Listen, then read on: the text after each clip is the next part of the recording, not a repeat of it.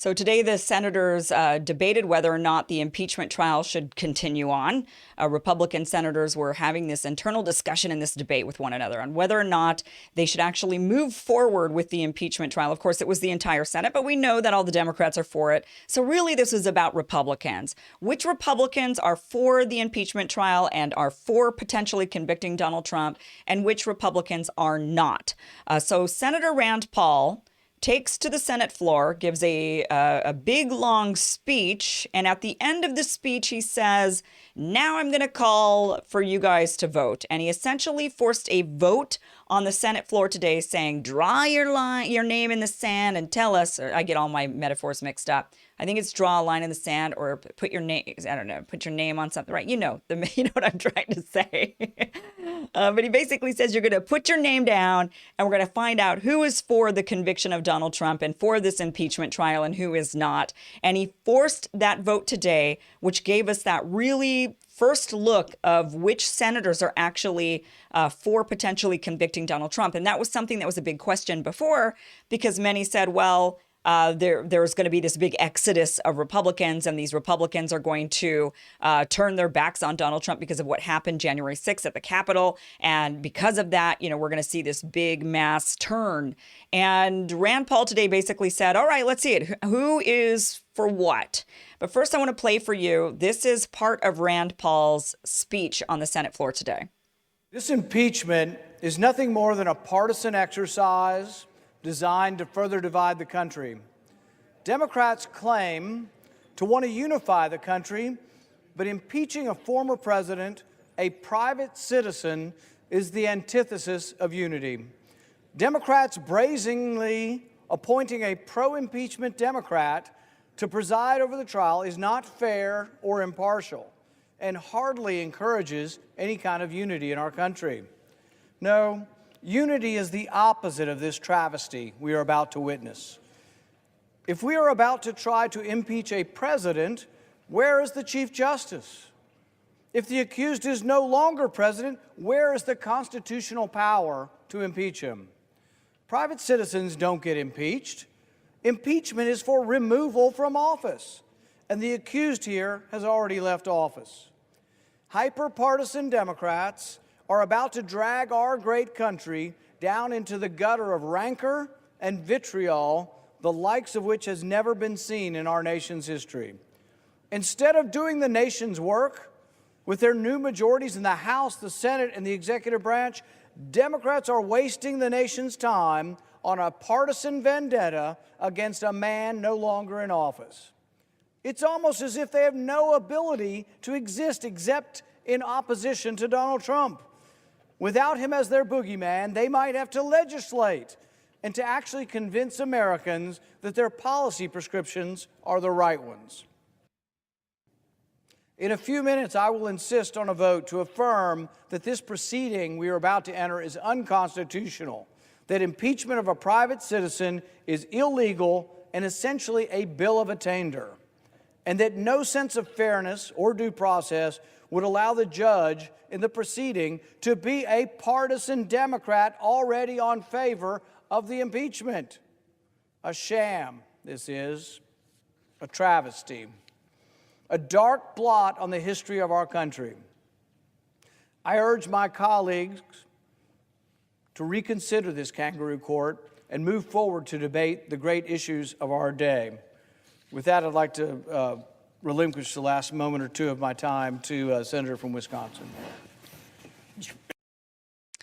Okay, so what he did was he then made a motion that the impeachment trial against Trump is unconstitutional, and he forced the Senate to vote on that. So the Senate had to vote on whether or not the impeachment trial was constitutional or really if it was unconstitutional, if it was, how would it go? It would be whether or not it was constitutional, because 55 voted that it was constitutional and 45 senators voted that it was unconstitutional.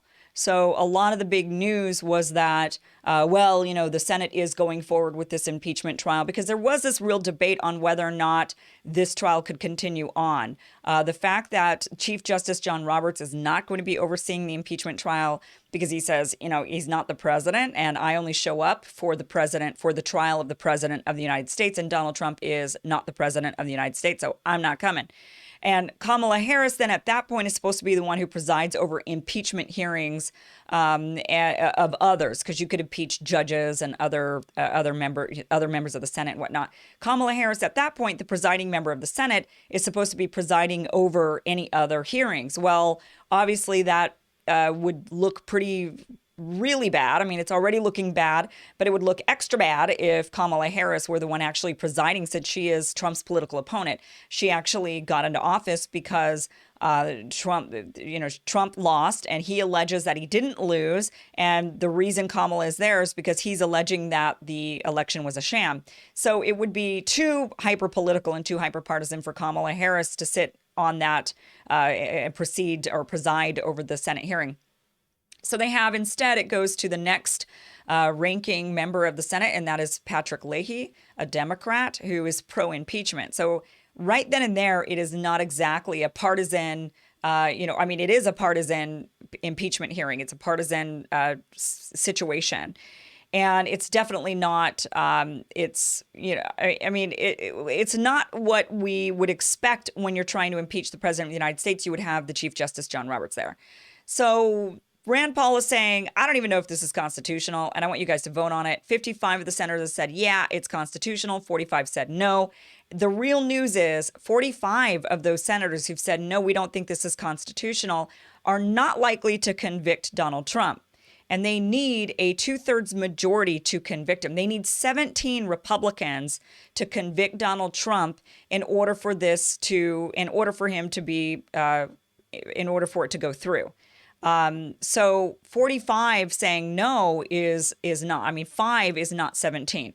So the 5 are, let's figure out who are these 5 that voted saying yes, the impeachment is the actual. Now, all they're saying at this point is that the trial itself they believe is constitutional. They're not saying that the trial that they're going to actually convict. They're just saying that they believe the trial should happen. And I actually heard a pretty good argument for the trial. I think the whole thing is a really big waste of time. And I think it's just wasting taxpayer dollars when we have people standing in line at food banks, people that are not able to pay rent.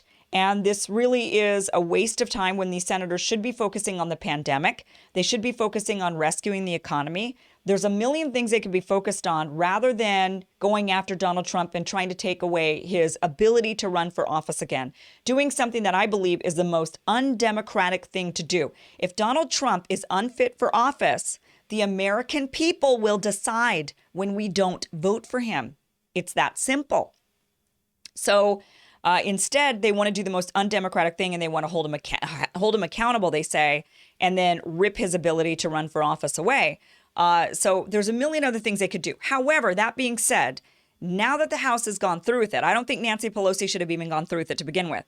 But since the House did go through with it, and they did vote, and now they do have these articles of impeachment that they did vote on, I do see the argument, and I agree now that at this point, they have no other choice except to deliver those to the Senate. And the Senate then has no other choice but to uphold their constitutional obligation, which is to then hold the trial for the articles of impeachment that they received from the House of Representatives.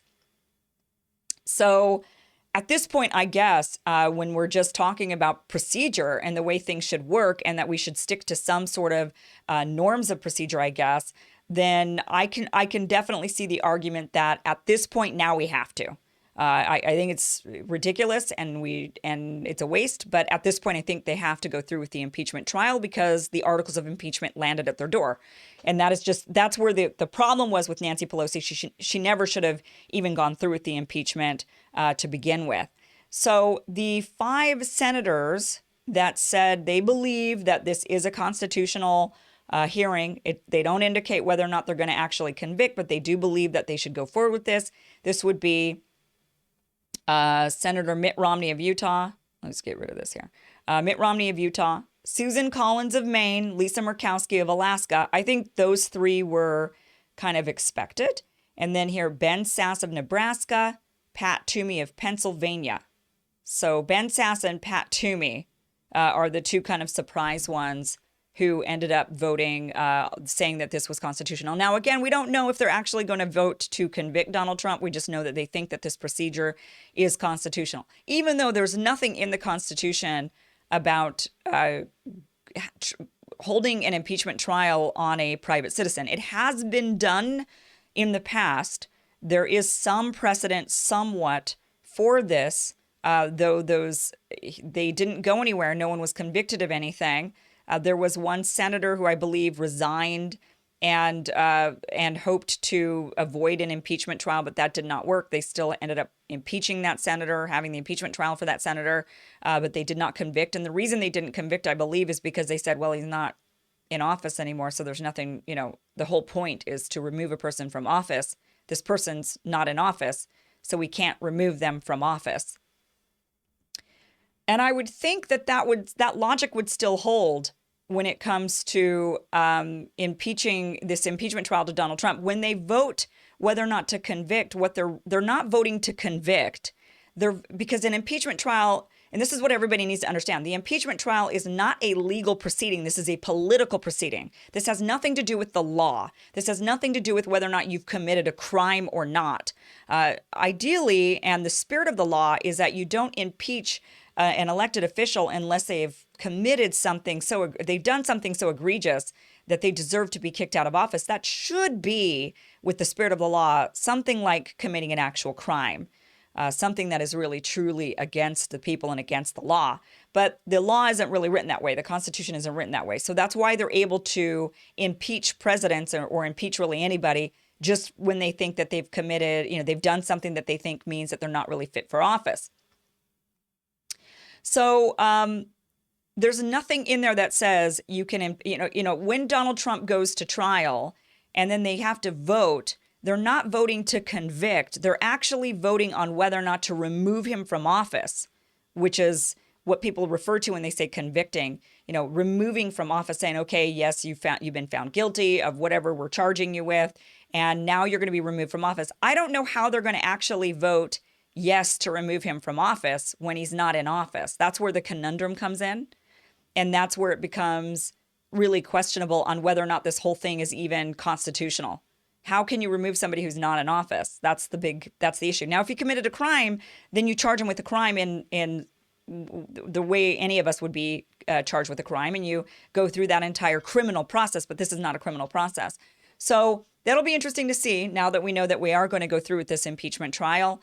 It'll be interesting to see if these 5 senators then actually vote to convict, or if they're just saying, well, we now have to uphold this constitutional duty because we received the articles of impeachment.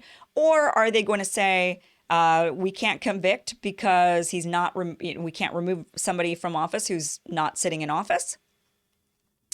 And really the idea that he can't run for office again, I think that's null and void. I don't think they're going to get 17 senators to go along with this whole thing, with the conviction in the end. So I don't think this is really going to impact Trump. This is just, at this point, Democrats should be really wondering about really their political future. Very similar to what Rand Paul was saying, is Democrats, they don't have really anything except this go after Donald Trump all the time, and that seems to be their entire political platform. And at this point, I agree. At this point, I don't think they have a political platform, at least in Congress, except to just go after the bad guy, whoever the bad guy is. And right now it's Donald Trump, and they're still holding on to Donald Trump. And for people that were claiming that the election's over and Donald Trump lost, they're sure not acting like it. So it'll be interesting to see when this is at least over, what they're going to do after this is over.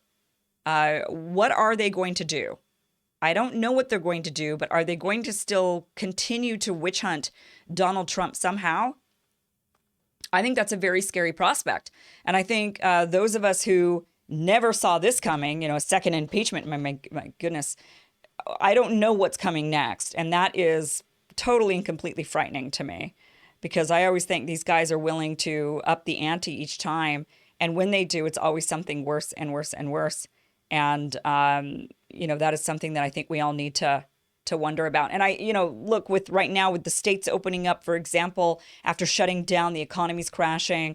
Now you've got Cuomo and you have Gavin Newsom, and they're opening their states back up, and they don't have any scientific basis for it. They're just saying, well, we can't go on like this. We can't continue to crash the economy. And then it makes people wonder, well, did they do that for partisan reasons? Because there was no science behind the opening up. They can't cite any scientific reasons. When they're pressed for it by the press, they don't have an answer. They just say, well, we can't keep going on like this, which I agree. I totally agree. So I'm not complaining. But at the same time, it makes me very suspicious. And I think it makes a lot of people suspicious that are Democrats just doing all of these things to hurt us, the American people, not focusing on things that actually matter, doing things that crush the economy. Are they doing these things for partisan political reasons?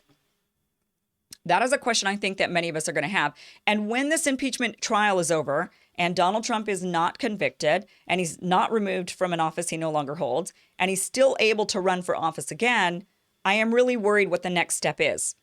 I'm really worried about that. And I think you should be too.